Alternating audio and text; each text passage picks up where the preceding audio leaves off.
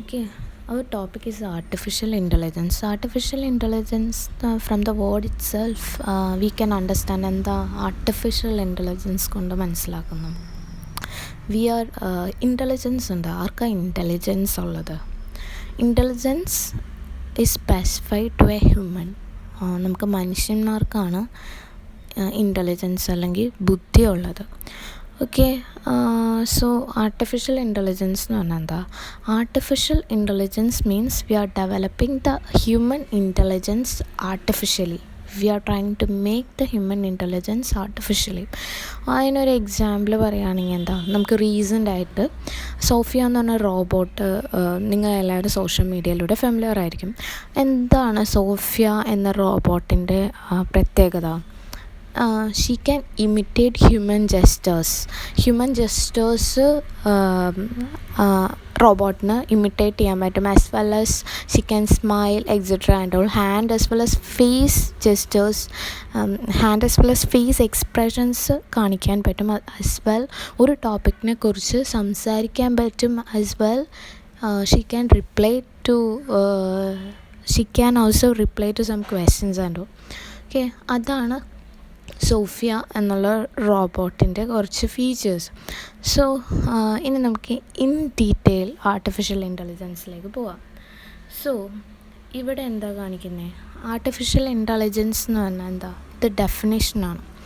Definition എന്താ പറയുന്നത്? Artificial intelligence is A field of science and technology based on disciplines such as computer science, biology, psychology, linguistics, mathematics and engineering. Nothing, just അവരൊരു ഡെഫിനേഷനായിട്ടാണ് പറഞ്ഞിരിക്കുന്നത്. പക്ഷെ അതൊന്നുമല്ല. Artificial intelligence എന്ന് പറഞ്ഞിട്ടുണ്ടെങ്കിൽ ഒരു കമ്പ്യൂട്ടർ സയൻസിൻ്റെ ബ്രാഞ്ചാണ്. ഓക്കെ, കമ്പ്യൂട്ടർ സയൻസിൻ്റെ ബ്രാഞ്ചാണ്. എന്താ ചെയ്യുന്നത് കമ്പ്യൂട്ടർ സയൻസിൻ്റെ ബ്രാഞ്ച് വെച്ചിട്ട്? ഹ്യൂമൻ ഇൻ്റലിജൻസിനെ ഒരു സിസ്റ്റത്തിൻ്റെ ഹെൽപ്പോടെ അല്ലെങ്കിൽ ഒരു മെഷീൻ വെച്ചിട്ട് ഹ്യൂമൻ ഇൻ്റലിജൻസിനെ ആർട്ടിഫിഷ്യലി നമ്മൾ ഇംപ്ലിമെൻറ്റ് ചെയ്യാൻ നോക്കുന്നു. അതായത് ഹ്യൂമൻ ബുദ്ധി ഉപയോഗിച്ച് എന്തെല്ലാം ചെയ്യുന്നോ അതൊക്കെ നമ്മളൊരു സിസ്റ്റം യൂസ് ചെയ്ത് ചെയ്യാൻ ശ്രമിക്കുന്നു. That is what artificial intelligence is. So എന്താ, നമുക്ക് ഹ്യൂമൻ്റെ സൈക്കോളജി പഠിക്കണം. അതുപോലെ തന്നെ നമ്മൾ മെഷീൻ ബിൽഡ് ചെയ്യാനായിട്ട് കുറേ ഇലക്ട്രോണിക്സ് എൻജിനീയറിങ് സൈഡ് വേണ്ടി വരും. പിന്നെന്താ, മാത്തമാറ്റിക്സ് വേണ്ടി വരും. ലാംഗ്വേജസ് പഠിക്കണം. അതായത് human can understand languages and speak back. അങ്ങനത്തെ കഴിവുകളൊക്കെ ഡെവലപ്പ് ചെയ്തെടുക്കണമെങ്കിൽ നമുക്ക് കൂടുതൽ ലാംഗ്വേജസിനെ കുറിച്ചൊക്കെ പഠിക്കേണ്ടി വരും. So that is what artificial intelligence definition explains. Next is goal of AI. നമ്മളിപ്പോൾ ആർട്ടിഫിഷ്യൽ ഇൻ്റലിജൻസ് എന്താണെന്ന് പറയുമ്പോൾ തന്നെ നമുക്ക് ഗോൾ എന്താണെന്നുള്ളത് അറിയാവുന്ന കാര്യമാണ്. എന്താ ഗോൾ? ഹ്യൂമൻ ഇൻ്റലിജൻസ് വെച്ച് ചെയ്യാൻ പറ്റിയ എല്ലാ കാര്യങ്ങളും നമുക്ക് ഒരു system, artificial intelligence system use ചെയ്ത് ചെയ്യാൻ പറ്റണം. അതായത് തിങ്ക് ചെയ്യാൻ പറ്റണം, നല്ല രീതിയിൽ തിങ്ക് ചെയ്യാൻ പറ്റണം, ഒരു പ്രോബ്ലം തന്നെ സോൾവ് ചെയ്യാൻ പറ്റണം. അതുപോലെ languages under speak recognition etcetera the application of this artificial intelligence. Okay, ഇതൊക്കെയാണ് ആർട്ടിഫിഷ്യൽ ഇൻ്റലിജൻസിൻ്റെ ഗോൾ. ഓക്കെ, നെക്സ്റ്റ് പറയുന്നത് എന്താണ്? Attribute of intelligent behaviour. Intelligent ബിഹേവിയറിൻ്റെ ക്യാരക്ടറിസ്റ്റിക്സ് എന്തൊക്കെയാണെന്നാണ് നെക്സ്റ്റ് പറയുന്നത്. അപ്പോൾ എന്താ, ഹ്യൂമൻ ഇൻ്റലിജൻസിന് എന്തൊക്കെ ചെയ്യാൻ പറ്റും? ഹ്യൂമന് തിങ്ക് ചെയ്യാൻ പറ്റും, റീസൺ ചെയ്യാൻ പറ്റും. അതുപോലെ നമുക്ക് ഒരു പ്രോബ്ലം വന്നാൽ നമുക്ക് തന്നെ സോൾവ് ചെയ്യാനുള്ള കഴിവുണ്ട്. ദെൻ നമുക്ക് learn and understand from the experience. കുഞ്ഞു പിള്ളേരൊക്കെ കണ്ടിട്ടില്ലേ, ഒരു ചൂടുള്ള വസ്തുവിനെ first തൊട്ടിട്ടുണ്ടെങ്കിൽ they may just cry only. They will not move his hands suddenly off. പക്ഷേ എന്താ ശരിക്കും സംഭവിക്കുക? ഇപ്പം നമ്മൾ പിന്നീട് ആ കുട്ടി ആ ഒരു ചൂടുള്ള വസ്തു തൊട്ടാൽ എന്താ സംഭവിക്കുക? അറിയാം, അത് ചൂടുള്ളതാണെന്നറിയാം. അത് പറഞ്ഞാൽ learning from the experience. Exhibit creativity and imagination. അതായത് ഹ്യൂമൻസിന് ഒരുപാട് ക്രിയേറ്റീവായിട്ടുള്ള കാര്യങ്ങൾ ചെയ്യാൻ പറ്റും. As well they can imagine all. പിന്നെ ബാക്കിയുള്ളതൊക്കെ ഇതുപോലത്തെ സിമ്പിൾ ആട്രിബ്യൂട്ട്സ് ആണ്. You can read out thus. respond quickly, recognize relative importance, handle ambiguous, incomplete as well erroneous information. അതായത് നമുക്കൊരു ആംബിക്വസ് ആയിട്ടുള്ള ഇൻഫോർമേഷന് നമുക്ക് ഹാൻഡിൽ ചെയ്യും. ആംബിക്വസ് എന്ന് പറഞ്ഞാൽ അതൊരു കൺഫ്യൂഷനായിട്ടുള്ളൊരു പ്രോബ്ലം അല്ലെങ്കിൽ ഒരു ഇൻഫോർമേഷനെ നമുക്ക് അതിൽ നിന്ന് സോർട്ട് ഔട്ട് ചെയ്ത് അതിനൊരു ഉത്തരം കണ്ടെത്താനായിട്ട് ഹ്യൂമൻസിനെ കൊണ്ട് സാധിക്കും. ഇതൊക്കെ സിമ്പിൾ ആട്രിബ്യൂട്ട്സ് ഹ്യൂമൻ ഇൻ്റലിജൻസിൻ്റെ ക്യാരക്ടറിസ്റ്റിക്സ് ആണ്, അല്ലെങ്കിൽ ഹ്യൂമൻ ഇൻ്റലിജൻസിനെ എന്തൊക്കെ ചെയ്യാൻ പറ്റും എന്നുള്ളതിൻ്റെ സിമ്പിൾ ക്യാരക്ടറിസ്റ്റിക്സ് ആണ്. Okay, next is domain of A I. This is for important. Domain of A I എന്ന് പറഞ്ഞാൽ എന്താ? ഇപ്പോൾ എ ഐ എന്ന് പറഞ്ഞത് ആർട്ടിഫിഷ്യൽ ഇൻ്റലിജൻസ് എന്ന് പറഞ്ഞത് ഹ്യൂമൻ ബ്രെയിൻ ആർട്ടിഫിഷ്യലി ഇംപ്ലിമെൻറ്റ് ചെയ്യുന്ന കാര്യങ്ങളാണ്.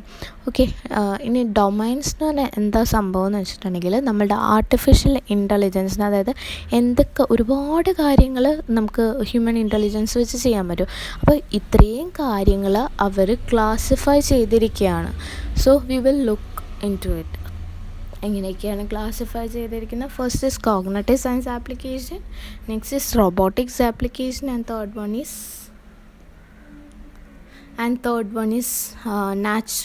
natural interface applications.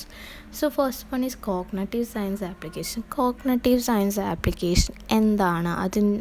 അത് എന്ത് കാറ്റഗറൈസേഷൻ, എന്ത് ഫീച്ചേഴ്സാണ് ഈ കോഗ്നിറ്റീവ് സയൻസ് ആപ്ലിക്കേഷനിൽ വരുന്നത്? So we will look into it.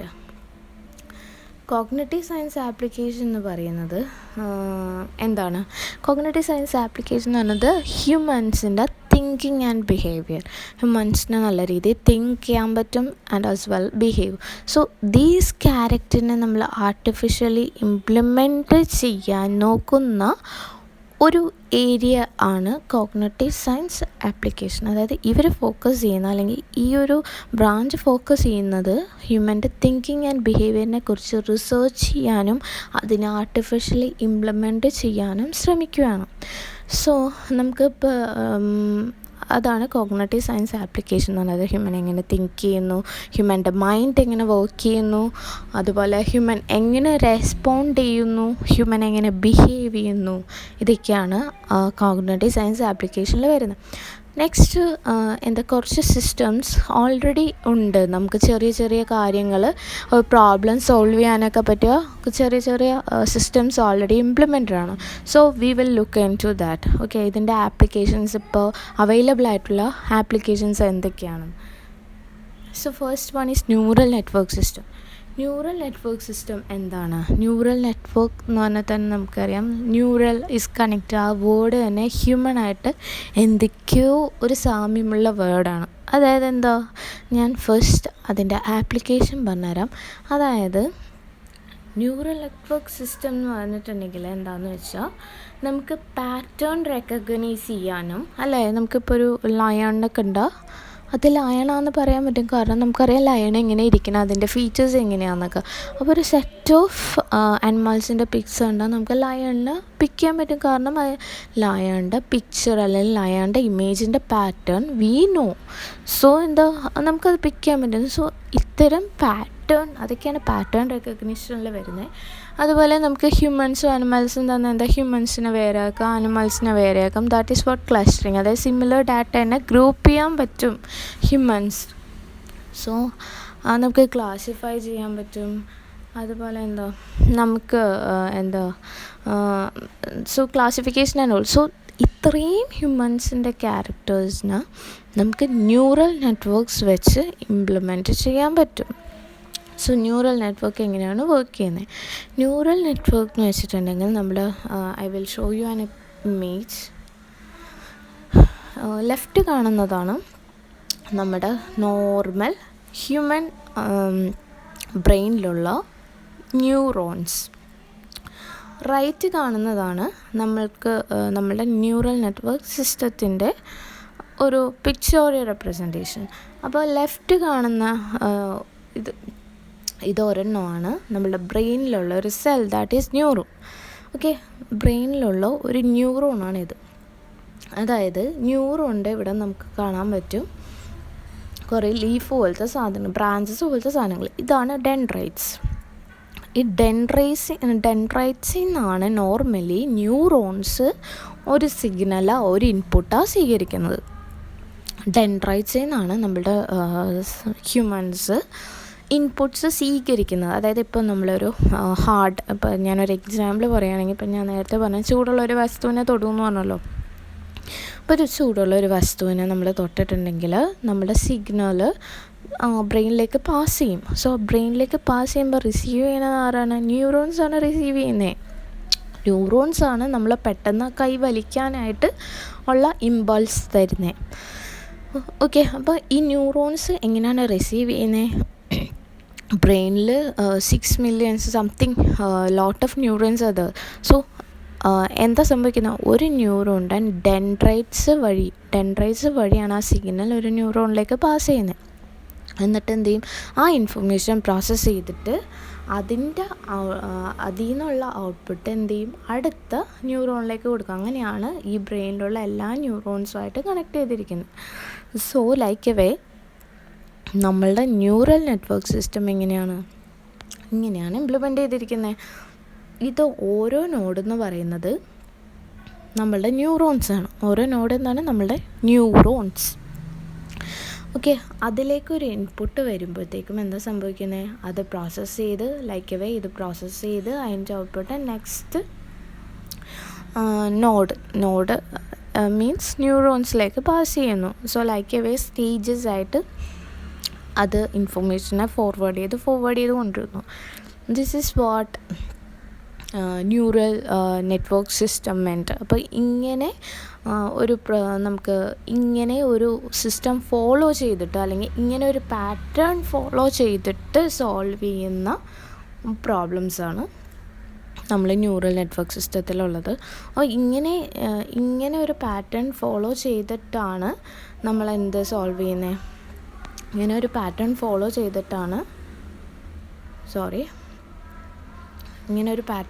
ചെയ്തിട്ടാണ് നമ്മൾ ഇതുപോലെ പാറ്റേൺ റെക്കഗ്നിഷൻ, ക്ലാസിഫിക്കേഷൻ എക്സെട്ര നമ്മൾ നടത്തുന്നത്.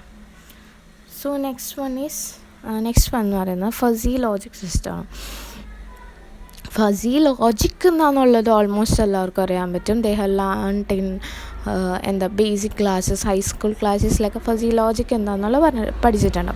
ഫസി ലോജിക് സിസ്റ്റം എന്തിനുള്ളതാണ്? അതായത് ഒരു ഹ്യൂമൻസിന് ഇൻകംപ്ലീറ്റ് അല്ലെങ്കിൽ ഒരു ആംബിക്വസ്, ഒരു കൺഫ്യൂഷനുള്ള ഡാറ്റേനെ നമുക്ക് പ്രോസസ്സ് ചെയ്യാൻ പറ്റും. ആ പ്രോസസ്സ് ചെയ്യാനുള്ള കഴിവ് നമുക്ക് ഫസി ലോജിക്ക് വെച്ച് നമുക്ക് ആർട്ടിഫിഷ്യലി ഇംപ്ലിമെൻറ്റ് ചെയ്യാമെന്നാണ് ഇത് പറയുന്നത്.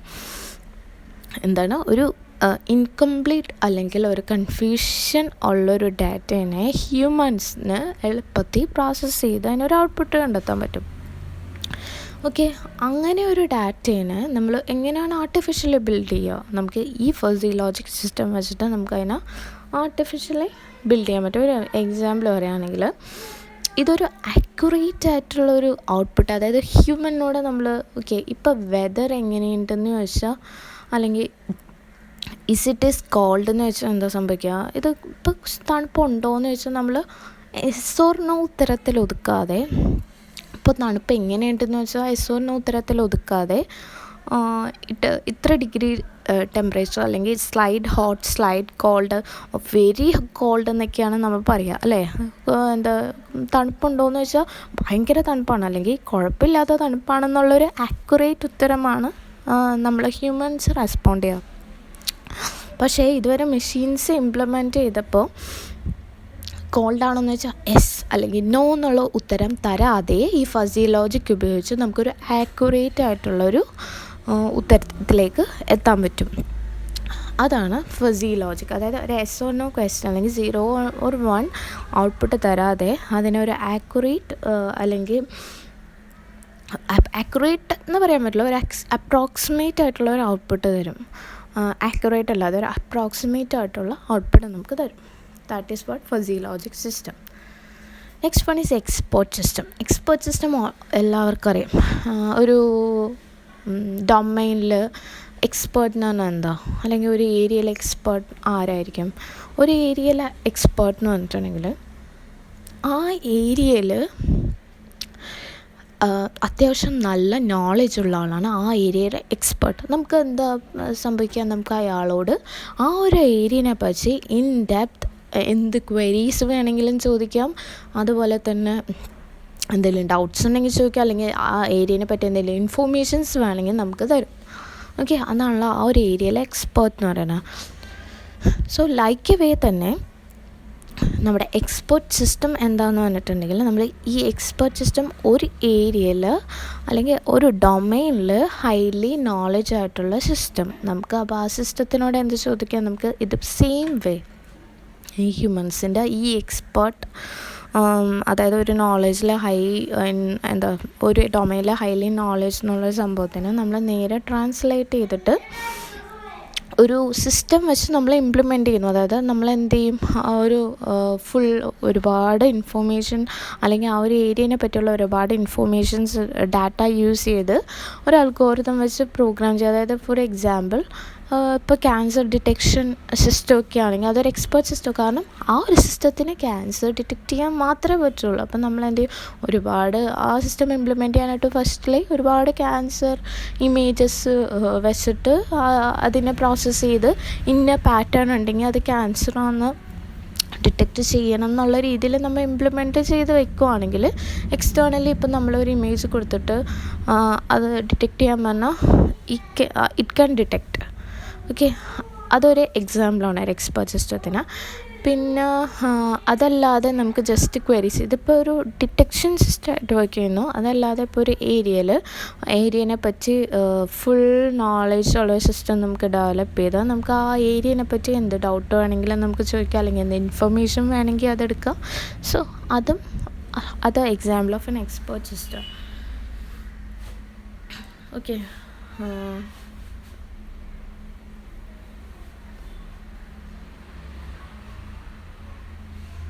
you can read this. Expert system is a knowledge-based information system that uses its knowledge about a specific complex application area to act as an expert consultant to the end user. Okay, അതായത് ഒരു ഡൊമൈനിലെ knowledge വെച്ചിട്ട് എന്ത് complex applications ആണെങ്കിലും അതിനെ solve ചെയ്യാൻ പറ്റും. അതുപോലെ തന്നെ എന്താണ്, ഒരു എക്സ്പേർട്ട് കൺസൾട്ടൻ്റ് ആയിട്ട് അതിനെ ആക്ട് ചെയ്യാൻ പറ്റും. അതുപോലെ expert system provide answers to the question in a very specific problem area by making human like interference about knowledge contained in a specialised knowledge base. അതായത് എക്സ്പേർട്ട് സിസ്റ്റത്തിന് എന്താ, ഒരു സ്പെസിഫിക് ഏരിയനെ പറ്റി എന്ത് ക്വസ്റ്റ്യൻസ് ചോദിച്ചാലും എന്ത് ക്വസ്റ്റ്യൻസ് ചോദിച്ചാലും അതിന് ഹ്യൂമൻ എങ്ങനെയാണ് ഉത്തരം പറയാൻ പറ്റുന്നത്, അതുപോലെ തന്നെ അതിന് ഉത്തരം പറയാൻ പറ്റണം. Okay, these all are the points you can read out. Okay, next is genetic algorithm. Genetic algorithm എന്ന് പറഞ്ഞാൽ എന്താ, അതായത് ജെനറ്റിക് അൽഗോറിതമിൻ്റെ നമ്മൾ എന്തിനാണ് ജെനറ്റിക് അൽഗോറിതം യൂസ് ചെയ്ത് എന്ത് സോൾവ് ചെയ്യാനാണ്. അതിപ്പോൾ നമ്മൾ പഠിച്ചുകൊണ്ടിരിക്കുന്ന കോഗ്നിറ്റീവ് സയൻസ് ആപ്ലിക്കേഷൻ്റെ ഒരു ആപ്ലിക്കേഷൻ, അതായത് തിങ്കിങ് ആൻഡ് ബിഹേവിയറിനെ എങ്ങനെയൊക്കെ ഇംപ്ലിമെൻറ്റ് ചെയ്യാൻ പറ്റുമെന്നാണ് നമ്മൾ നോക്കിക്കൊണ്ടിരിക്കുന്നത്. അപ്പോൾ ജെനറ്റിക് അൽഗോരിതം എന്ന് പറഞ്ഞിട്ടുണ്ടെങ്കിൽ എന്താ, ജെനറ്റിക് അൽഗോരിതം എന്ന് പറഞ്ഞിട്ടുണ്ടെങ്കിൽ നമ്മൾക്ക്, അതായത് ഒപ്റ്റിമൈസേഷൻ പ്രോബ്ലംസിന് സെർച്ച് പ്രോബ്ലംസിനെ സോൾവ് ചെയ്യാൻ വേണ്ടിയിട്ടാണ് നമ്മൾ ജെനറ്റിക് അൽഗോരിതം യൂസ് ചെയ്യുന്നത്. ഒപ്റ്റിമൈസേഷൻ പ്രോബ്ലം എന്ന് പറഞ്ഞാൽ എന്താ, നമ്മളിപ്പോൾ പറഞ്ഞു ഫസി ലോജിക്കൊക്കെ വെച്ചിട്ട് നമുക്കൊരു അപ്രോക്സിമേറ്റ് റിസൾട്ട് കിട്ടും, ബട്ട് ആക്യുറേറ്റ് ആയിരിക്കില്ല റിസൾട്ട്. സോ പക്ഷേ ഇവിടെ എന്താ സംഭവിക്കുകയെന്ന് വെച്ചിട്ടുണ്ടെങ്കിൽ, ജെനറ്റിക് അൽഗോരിതം വെച്ചിട്ട് നമുക്ക് ഒരു പ്രോബ്ലത്തിൻ്റെ ഒപ്റ്റിമൽ റിസൾട്ട് കിട്ടും. ഒരു പ്രോബ്ലത്തിൻ്റെ ഒപ്റ്റിമൈസേഷൻ പ്രോബ്ലത്തിനെ സോൾവ് ചെയ്യാൻ പറ്റും. ഒപ്റ്റിമൈസേഷൻ പ്രോബ്ലം എന്ന് പറഞ്ഞാൽ എന്താ, ഒപ്റ്റിമൈസേഷൻ പ്രോബ്ലം അതായത് നമുക്ക് ഒരു ഒപ്റ്റിമൽ സൊല്യൂഷൻ കിട്ടണം ആ പ്രോബ്ലത്തിൽ നിന്ന്, അല്ലേ. Optimisation problem can be either maximisation or minimisation problem എന്നൊക്കെ പറയാം. അപ്പോൾ എനിക്കിവിടെ നിന്ന് ഡൽഹി വരെ യാത്ര ചെയ്യണം. Okay, I am from Ernakulam. So I need to travel to Delhi. Okay. അപ്പം ഞാനൊരു കണ്ടീഷൻ അല്ലെങ്കിൽ ഒരു കൺസ്ട്രെയിൻ പറയും. കൺസ്ട്രെയിൻ എന്താണ്? എനിക്കിപ്പോൾ ഒരു 2 മണിക്കൂറിനുള്ളിൽ അല്ലെങ്കിൽ ഏറ്റവും മിനിമം ടൈമിൽ എനിക്ക് എത്രയും പെട്ടെന്ന് ഡൽഹിക്ക് എത്തണം. സോ മിനിമം ടൈം എടുത്ത് ഡൽഹിയിൽ എത്തുകയെന്ന് പറഞ്ഞിട്ടുണ്ടെങ്കിലാണ് എൻ്റെ കൺസ്ട്രെയിൻ എന്ന് പറയുന്നത്. സോ നമുക്ക് ഒരുപാട് ഫെസിലിറ്റീസ് യൂസ് ചെയ്യാം. ട്രെയിൻ യൂസ് ചെയ്യാം, ബസ് യൂസ് ചെയ്യാം, കണക്റ്റഡ് ബസ് യൂസ് ചെയ്യാം, അതുപോലെ കണക്റ്റഡ് ട്രെയിൻസ് യൂസ് ചെയ്യാം, ഫ്ലൈറ്റ്സ് യൂസ് ചെയ്യാം. സോ ഫ്രം ഓൾ ദിസ് ഏറ്റവും മിനിമം ടൈമിൽ ട്രാവൽ ചെയ്യുന്ന അല്ലെങ്കിൽ മിനിമം ടൈമിൽ എനിക്ക് ഡെസ്റ്റിനേഷൻ എത്താൻ പറ്റുന്ന ഏത് മാർഗ്ഗത്തിലൂടെയാണ് അതെനിക്ക് ചൂസ് ചെയ്യണം. That is what optimal output എന്ന് പറയുന്നത്. അപ്പോൾ മിനിമം ടൈമിൽ എനിക്ക് അവിടെ എത്താൻ പറ്റും. മേ ബി ത്രൂ ഫ്ലൈറ്റ് ആയിരിക്കും എനിക്ക് ഏറ്റവും മിനിമം ടൈമിൽ അവിടെ എത്താൻ പറ്റുന്നത്. അതായിരിക്കും എൻ്റെ ഉത്തരം. സോ ഇങ്ങനത്തെ പ്രോബ്ലംസിനെ എനിക്ക് സോൾവ് ചെയ്യാൻ യൂസ് ചെയ്യുന്നതിനാണ് നമ്മൾ എന്ത് പറയുന്നത്, ഒപ്റ്റിമൈസേഷൻ. ഇങ്ങനത്തെ പ്രോബ്ലത്തിനാണ് നമ്മൾ ഒപ്റ്റിമൈസേഷൻ, ഒരു ഒപ്റ്റിമൽ റിസൾട്ട് കിട്ടണം. അതുപോലെ തന്നെ സെർച്ചിങ് പ്രോബ്ലം എന്ന് പറഞ്ഞാൽ ഒരു ലാർജ് ക്ലസ്റ്റർ ഓഫ് ഇമേജസ് ഒക്കെ തന്നിട്ട് അതിൽ നിന്ന് എനിക്ക് അനിമലിൻ്റെ പിക്ക് സെർച്ച് ചെയ്തെടുക്കണം എന്നൊക്കെ പറയാം. So that is four searching problem. അപ്പോൾ ഇങ്ങനത്തെ പ്രോബ്ലംസൊക്കെ സോൾവ് ചെയ്യാനാണ് നമ്മൾ നോർമലി ജനറ്റിക് അൽഗോരിതം യൂസ് ചെയ്യുന്നത്. ഇപ്പോൾ ജനറ്റിക് അൽഗോരിതം എന്ന് പറഞ്ഞാൽ എന്ത് സ്റ്റെപ്സാണ് ജനറ്റിക് അൽഗോരിതത്തിൽ വരുന്നത്? നമ്മൾ ജനറ്റിക് എന്ന് പറഞ്ഞാൽ തന്നെ നമുക്കറിയാം, പണ്ടത്തെ ഡാർവിൻ നാച്ചുറൽ സെലക്ഷൻ അൽഗോരിതം എന്നൊക്കെ പറഞ്ഞാൽ നമ്മൾ ബയോളജിയിൽ പഠിച്ചിട്ടുണ്ടാകും. So that is what genetic algorithm is. അവർ യൂസ് ചെയ്യുന്ന, അതായത് നമ്മളുടെ സർവൈവൽ ഓഫ് ദ ഫിറ്റസ്റ്റ് എന്നൊക്കെ പറയുന്നത് നമ്മളുടെ ഒരു എൻവയോൺമെൻറ്റിൽ ഏതൊക്കെ സ്പീഷീസിനെ തമ്മിൽ സെലക്ട് ചെയ്ത് അല്ലെങ്കിൽ ഏറ്റവും നല്ല ജനറേഷൻ എങ്ങനെയാണ് നമ്മളിവിടെ വാർത്തെടുക്കുക എന്നുള്ളൊരു കൺസെപ്റ്റാണ്. അപ്പോൾ അതിന് വേണ്ടിയിട്ട് അവർ യൂസ് ചെയ്യുന്ന അൽഗോരിതമാണ് ഈ ജനറ്റിക് അൽഗോരിതം എന്ന് പറയുന്നത്. ഏതൊക്കെ സ്പീഷീസിനെ സെലക്ട് ചെയ്യുമ്പോഴാണ് ഏറ്റവും അടിപൊളി ഒരു പുതിയൊരു ജനറേഷൻ വരുന്നതെന്നൊക്കെ ഉള്ള ആ ഒരു സ്റ്റെപ്പിന് ആ ഒരു പ്രൊസീജിയറിനെ നമ്മളുടെ ഒപ്റ്റിമൈസേഷൻ പ്രോബ്ലം സോൾവ് ചെയ്യാൻ വേണ്ടി യൂസ് ചെയ്യുന്നു. That is what genetic algorithm meant. Next is machine learning എന്ന് പറഞ്ഞിട്ടുണ്ടെങ്കിൽ മെഷീൻ ലേണിംഗ് കൊണ്ട് ഉദ്ദേശിക്കുന്നത് എന്താണെന്ന് വെച്ചിട്ടുണ്ടെങ്കിൽ നമുക്ക് പാറ്റേൺ റെക്കഗ്നിഷനാണ് മെഷീൻ ലേണിംഗ് യൂസ് ചെയ്യുന്നത്. ഓക്കെ. നമുക്കിപ്പോൾ എന്താ പറയാൻ പറ്റുക, അതായത് നമുക്ക് ഒരുപാട് മെഷീൻ ലേണിംഗ് എങ്ങനെ ഇംപ്ലിമെൻറ്റ് ചെയ്യണമെന്ന് നോക്കാം. ഓക്കെ. നമുക്ക് ഹ്യൂമൻസിന് എല്ലാ പാറ്റേൺസും റെക്കഗ്നൈസ് ചെയ്യാൻ പറ്റും. സിമിലർ ആയിട്ടുള്ള പാറ്റേൺസിനെ എല്ലാം എളുപ്പത്തിൽ റെക്കഗ്നൈസ് ചെയ്യാൻ പറ്റും. സോ അങ്ങനെ നമ്മൾ ആർട്ടിഫിഷ്യലി ഇംപ്ലിമെൻറ്റ് ചെയ്യാൻ യൂസ് ചെയ്യുന്ന ഒരു സംഭവമാണ് മെഷീൻ ലേണിംഗ് എന്ന് പറയുന്നത്. ഓക്കെ. അപ്പോൾ മെഷീൻ ലേണിംഗ് വെച്ചിട്ട് എങ്ങനെയാണ് നമ്മൾ ആർട്ടിഫിഷ്യലി ഇംപ്ലിമെൻറ്റ് ചെയ്യുന്നതെന്ന് നോക്കാം. ഓക്കെ. എങ്ങനെയാണെന്ന് വെച്ചിട്ടുണ്ടെങ്കിൽ നമ്മൾ ഫസ്റ്റ്, അതായത് സിമിലർ പാറ്റേൺസിനെ റെക്കഗ്നൈസ് ചെയ്യാൻ പറ്റണം. അപ്പം നമുക്ക് ഫസ്റ്റ് കിട്ടുന്നത് കുറേ സെറ്റ് ഓഫ് ഇൻപുട്സ് നമ്മൾ ഓൾറെഡി ലേൺ ചെയ്ത് വയ്ക്കും. ഒരു പ്രോഗ്രാമോ അല്ലെങ്കിൽ അൽഗോരിതം യൂസ് ചെയ്തിട്ട് ഈ പാറ്റേൺ ആണ് അല്ലെങ്കിൽ ആ ഒരു പാറ്റേണിൻ്റെ റൂള് ഡിഫൈൻ ചെയ്ത് വെക്കും. അതായത് ഇപ്പം ഞാൻ പറഞ്ഞ പോലെ ഒരു ലയൺ ആണെങ്കിൽ ലയണിന് ഹെയർ ഉണ്ടാവും എന്നൊക്കെ ഉള്ളത് ഒരു റൂള് നമ്മൾ ഫസ്റ്റ്ലി അൽഗോരിതം വൈസ് അല്ലെങ്കിൽ പ്രോഗ്രാം വൈസ് സെറ്റ് ചെയ്ത് വെക്കും. എന്നിട്ട് എന്താ ചെയ്യുന്നത്, നമ്മളുടെ ലാർജ് ഡാറ്റാബേസ്, അതായത് സിമിലർ പാറ്റേൺസ് ഉള്ളൊരു ഡാറ്റാബേസ് ഉണ്ടാവും. സോ ആ ഡാറ്റാബേസ് വെച്ചിട്ട് നമ്മൾ ട്രെയിൻ ചെയ്യിപ്പിക്കുകയാണ്. ഓക്കെ, ഈ പാറ്റേൺ അല്ലെങ്കിൽ നമ്മൾ ഒരുപാട് ലയൺസിൻ്റെ പിക്സ് വെച്ചിട്ട് നമ്മൾ ഐഡൻറ്റിഫൈ ചെയ്യിപ്പിക്കും. ഓക്കെ, ഈ പാറ്റേൺ വരുമ്പോൾ എന്താണ് അത് ലയണാണെന്ന് പറയണം എന്ന് പറഞ്ഞാൽ അതിനെ ആ ഒരു സിസ്റ്റത്തിനെ ലേൺ ചെയ്ത് എടുപ്പിക്കും. എന്നിട്ട് പുതിയൊരു ലയണിൻ്റെ പിക്ക് കണ്ടാൽ അല്ലെങ്കിൽ ആ ഒരു സിസ്റ്റം ക്യാൻ പെട്ടെന്ന് ഐഡൻറ്റിഫൈ ചെയ്യാൻ പറ്റണം. Okay, you can read out the second sentence. Machine learning enable the system to recognize pattern on the basis of existing algorithm and data set to develop adequate solution concept. എന്താണ്, നമുക്ക് ഒരു existing ആയിട്ടുള്ളൊരു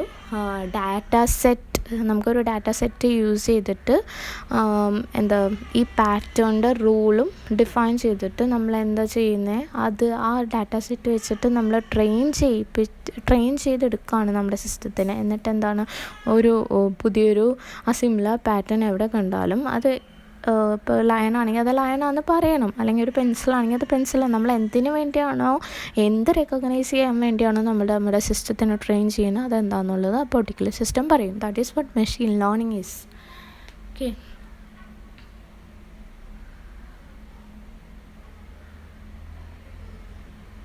you can see the third point, that data must be fed into the system in advance and respective analysis rule for recognition of pattern in the data stock must be defined. അതായത് നമ്മുടെ സിസ്റ്റത്തിന് ആ ഒരു പാറ്റേണെ recognise ചെയ്യാനുള്ള analysis rule specify ചെയ്യണം. എന്നിട്ട് നമ്മൾ data set വെച്ച് ട്രെയിൻ ചെയ്യണം. ഞാനിപ്പോൾ പറഞ്ഞ കാര്യങ്ങളൊക്കെ തന്നെയാണ് അതിൽ വീണ്ടും പറയുന്നത്. ഓക്കെ, മെഷീൻ ലേണിംഗ് വെച്ചിട്ട് എന്തൊക്കെ ചെയ്യാൻ പറ്റും എന്നാണ് പറയുന്നത്. നമുക്ക് എക്സ്ട്രാക്റ്റിംഗ് അല്ലെങ്കിൽ ഒരു റെലവൻറ്റ് ഡാറ്റേനെ നമുക്ക് എക്സ്ട്രാക്ട് ചെയ്തെടുക്കാൻ പറ്റും. നമുക്ക് കുറേ സെറ്റ് ഓഫ് ഡാറ്റേനെ അനാലിസിസ് ചെയ്ത വഴി നമുക്കൊരു പ്രഡിക്ഷൻ നടത്താൻ പറ്റും. മനസ്സിലായി? ഇപ്പോൾ സ്റ്റുഡൻറ്റിൻ്റെ ഇപ്പോൾ റിസൾട്ട് പ്രഡിക്ഷനൊക്കെ, റിസൾട്ട് അനാലിസിസൊക്കെ ആണെങ്കിൽ എന്താണ്, ഇത്തവണ എത്രയാണ് പാസ്, ഇത്തവണ എത്ര പിള്ളേരാണ് പാസ്സായത്, ആസ് വെൽ ഇത്തവണ എത്ര പിള്ളേർ, അല്ലെങ്കിൽ പ്രീവിയസ് റിസൾട്ടൊക്കെ വെച്ചിട്ട് ഇത്തവണ എത്ര പിള്ളേർ പാസ്സാവും എന്നുള്ളത് നമുക്ക് പ്രെഡിക്റ്റ് ചെയ്തെടുക്കാൻ പറ്റും. അതും നമുക്ക് മെഷീൻ ലേണിംഗ് വെച്ച് പോസിബിളാണ്. അതിന് നമ്മളിതുപോലെ സെറ്റ് ഓഫ് റൂൾസ് ഡിഫൈൻ ചെയ്ത് കൊടുക്കണം. എന്നിട്ട് പ്രീവിയസ് ഇയറിലുള്ള ഇപ്പോൾ ഇത്തവണ 10th എത്ര പേര് പാസ്സാവും എന്നുള്ളത് ആ കുട്ടികളുടെ പ്രീവിയസ് ഒരു 2 വർഷത്തെ കംപ്ലീറ്റ് മാർക്സ് എടുത്ത് പഠിക്കുവാണെങ്കിൽ, മാർക്സ് എടുത്ത് അതിൽ നിന്ന് റൂൾസ് ക്രിയേറ്റ് ചെയ്ത് അതിനെ പ്രോസസ്സ് ചെയ്യുവാണെങ്കിൽ എന്താ ചെയ്യാൻ പറ്റുക, നമുക്ക് ഇത്തവണ എത്ര കുട്ടികൾ പാസ്സാവും, ഫെയിലാവും എന്നുള്ളത് പ്രെഡിക്റ്റ് ചെയ്യാൻ പറ്റും. സോ അതിനും നമുക്ക് മെഷീൻ ലേണിംഗ് യൂസ് ചെയ്യാം. നമുക്ക് ഒരു റിസൾട്ടിൻ്റെ പ്രോബബിലിറ്റീസ് കാൽക്കുലേറ്റ് ചെയ്യാം. അങ്ങനെ കുറച്ച് കാര്യങ്ങളൊക്കെയാണ് മെഷീൻ ലേണിങ്ങിൽ പറയുന്നത്. ഓക്കെ, ഇനി next we will go to robotics. Robotics another domain of artificial intelligence. ഇപ്പം ഇത്രയും നേരം പറഞ്ഞത് എന്തായിരുന്നു, നമ്മുടെ മൈൻഡ്, അതുപോലെ ഒരു മനുഷ്യൻ്റെ ബ്രെയിൻ വെച്ചിട്ട് എങ്ങനെ മൈൻഡ് കൺട്രോൾ ചെയ്യാൻ പറ്റും, എങ്ങനെയാണ് ബിഹേവ് ചെയ്യുന്നത്, എങ്ങനെയാണ് ഹ്യൂമൻസ് തിങ്ക് ചെയ്യുന്നുള്ള കാര്യങ്ങളൊക്കെയാണ് ഇത്രയും നേരം നമ്മൾ പറഞ്ഞുകൊണ്ടിരുന്നത്. ഇനി റോബോട്ടിക്സ് യൂസ് ചെയ്ത് എന്ത് ഫീച്ചറാണ്, ഹ്യൂമൻ്റെ എന്ത് ഫീച്ചറാണ് റോബോട്ടിക്സിൽ നമ്മൾ ഫോക്കസ് ചെയ്യുന്നതെന്നാണ് നോക്കേണ്ടത്. അപ്പോൾ റോബോട്ടിക്സിൽ മെയിൻലി ഫോക്കസ് ചെയ്യുന്ന ഈ നമ്മളുടെ ഹ്യൂമൻ്റെ ലോക്കോമോഷനാണ് നമ്മളുടെ റോബോട്ടിക്സിൽ ഫോക്കസ് ചെയ്യുന്നത്. അതായത് physical ability to move over, അതായത് നമുക്കിപ്പോൾ ഒരു ഡെസ്റ്റിനേഷനിലേക്ക് നമുക്ക് എത്തണം എന്ന് നമ്മൾ മൈൻഡിൽ വിചാരിച്ചിട്ട്, മൈൻഡിൽ ഫസ്റ്റ് അല്ലെങ്കിൽ ബ്രെയിനിൽ തിങ്ക് ചെയ്ത് നമുക്ക് പെട്ടെന്ന് നടന്ന് ആ ഒരു ഡെസ്റ്റിനേഷനിലേക്ക് എത്രയും പെട്ടെന്ന് റീച്ച് ചെയ്യാൻ പറ്റും. സോ ഈ ഒരു കഴിവിനെയാണ് നമ്മൾ റോബോട്ടിക്സ് വെച്ചിട്ട് ഇംപ്ലിമെൻറ്റ് ചെയ്യാൻ നോക്കുന്നത്. സോ നമുക്ക് first point is AI, artificial engineering and psychology are the basic disciplines of robotics. അതായത് എൻജിനീയറിങ്, അതുപോലെ എൻജിനീയറിങ് മീൻസ് ദാറ്റ് നമുക്കിപ്പോൾ പ്രോഗ്രാം ചെയ്യണം, ആസ് വെൽ ആസ് നമുക്ക് ഒരുപാട് എക്സ്റ്റേണൽ സെൻസേഴ്സ്, ഇലക്ട്രോണിക്സ് സംഭവങ്ങളുടെയും ആവശ്യമാണ്.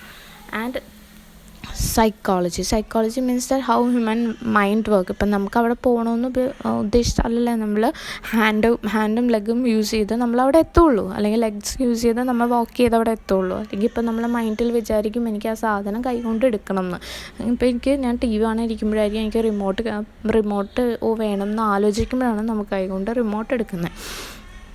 So it has connection with psychology. അപ്പോൾ ആ ഒരു ഇത്രയും ഡിസിപ്ലിൻസ് ആണ് റോബോട്ടിക്സിൽ നമ്മൾ ഫോക്കസ് ചെയ്യുന്നത്.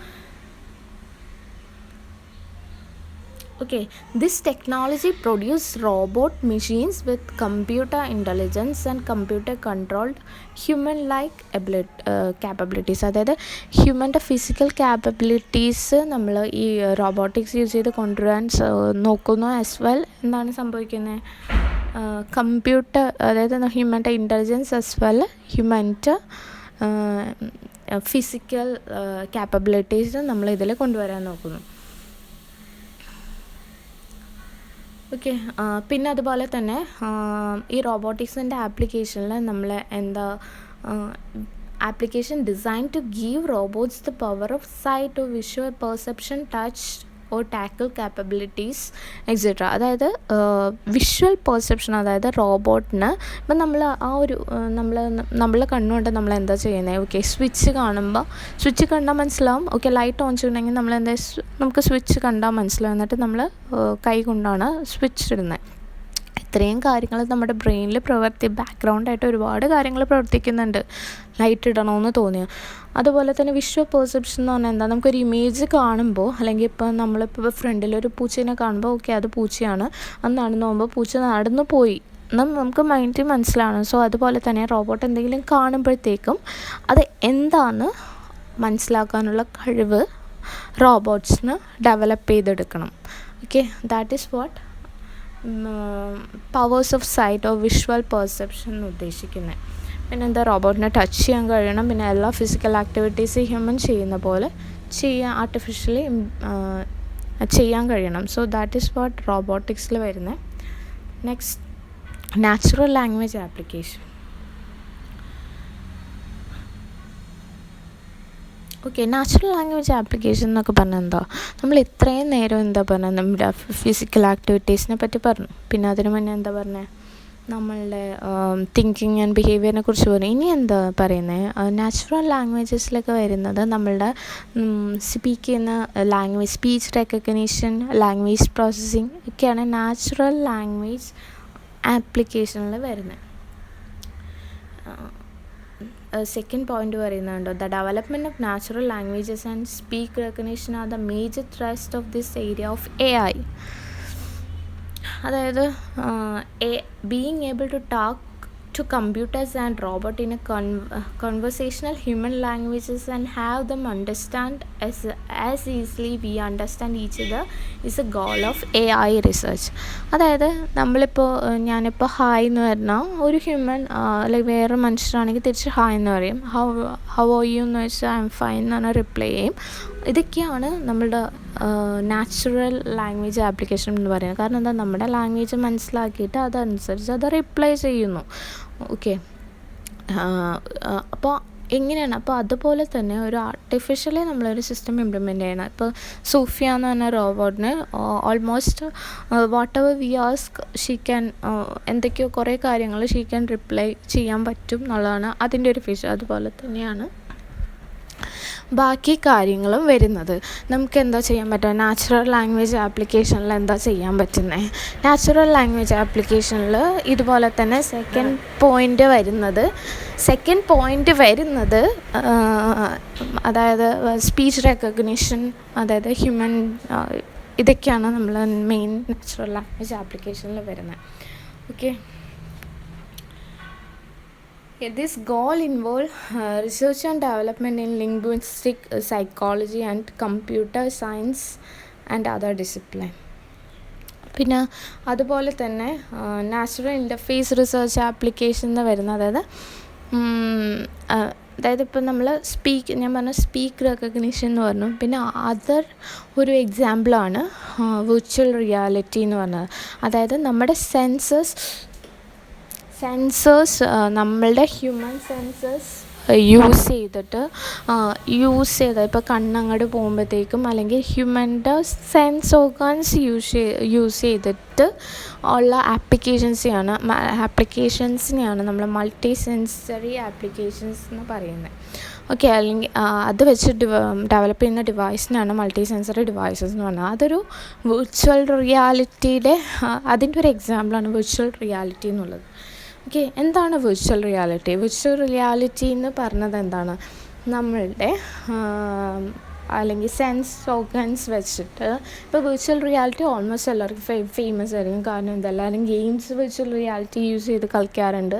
അതുപോലെ തന്നെ CAD ആപ്ലിക്കേഷൻ, നമ്മൾ ഒരു ബിൽഡിംഗ് ചെയ്യുമ്പോൾ ഉള്ള ആപ്ലിക്കേഷൻസ് ഒക്കെയാണ് വിർച്വൽ റിയാലിറ്റി എന്ന് പറയുമ്പോൾ തന്നെ എല്ലാവരും ഉദ്ദേശിക്കുന്നത് നമുക്കൊരു ഗൂഗിൾ പോലത്തെ ഒരു സാധനം, അതായത് നമ്മുടെ കണ്ണിൽ വെക്കാൻ പറ്റുന്നൊരു സംഭവം വെച്ചിട്ട് നമുക്ക് എല്ലാ സംഭവങ്ങളും എന്താ നമുക്കൊരു 360 വീഡിയോ കാണാൻ പറ്റും. അതായത് നമുക്ക് അവിടെ പോയി അല്ലെങ്കിൽ ഇപ്പോൾ ഒരു സ്ഥലം കണ്ടൊരു ഒരു പ്രതീതി തന്നെ നമുക്ക് ആ ഒരു 360 വീഡിയോയിൽ വഴി കിട്ടും. അതായത് അവരെന്താ ചെയ്യുന്നതെന്ന് വെച്ചാൽ നമ്മുടെ ഒരു സെൻസ് ഓർഗനുള്ള സോ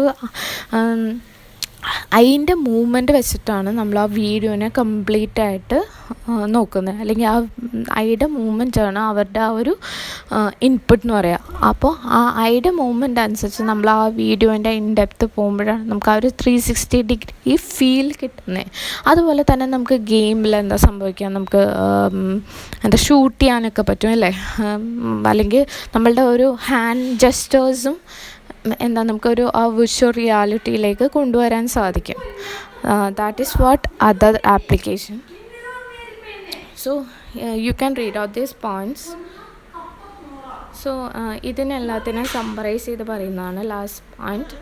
ഓക്കെ, ഇതാണ് ഒരു ആർട്ടിഫിഷ്യൽ ഇൻ്റലിജൻസിൻ്റെ ഒരു എന്താ എല്ലാം ഒരു brief idea about artificial intelligence ആണ് നമ്മൾ ഇത്രയും നേരം പറഞ്ഞുകൊണ്ടിരുന്നത്. So I hope that all understood that. So thank you.